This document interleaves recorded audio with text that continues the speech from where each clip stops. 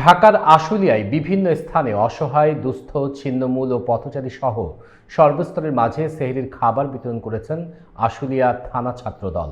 ঢাকা জেলা উত্তর ছাত্রদলের সভাপতি তমিজ উদ্দিন ও সাধারণ সম্পাদক মাহফুজ ইকবালের উদ্যোগে অসহায়, দুস্থ, ছিন্নমূল ও পথচারী সহ 200 জনের মাঝে খাবার বিতরণ করা হয়। বিস্তারিত থাকছে জয়ন্ত পাইকের প্রতিবেদনে। পবিত্র রমজানে সমাজের অসহায় মানুষদের মুখে একবেলা খাবার তুলে দেওয়ার লক্ষ্যেই এই উদ্যোগ। এই ধরনের কার্যক্রম আগামীতেও চলমান থাকবে।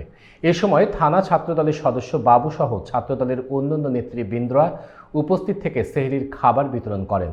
এ সময় ঢাকা জেলা উত্তর ছাত্রদলের সভাপতি তমিজ উদ্দিন ও সাধারণ সম্পাদক মাহফুজ ইকবাল বলেন, সমাজের সুবিধাবঞ্চিত মানুষের জন্য কিছু করতে পারাই আমাদের জন্য আনন্দের। আমরা চাই প্রতিটি মানুষ যেন অন্তত সেহরির খাবার পায়। ছাত্রদলের নেতাকর্মীরা সবসময় মানবতার কল্যাণে কাজ করতে প্রস্তুত। এই উদ্যোগকে সাধুবাদ জানিয়েছেন সাধারণ পথচারী ও আশেপাশের মানুষ। তারা মনে করেন ছাত্র সমাজের এমন মানবিক কার্যক্রম সমাজে ইতিবাচক পরিবর্তন আনতে পারে।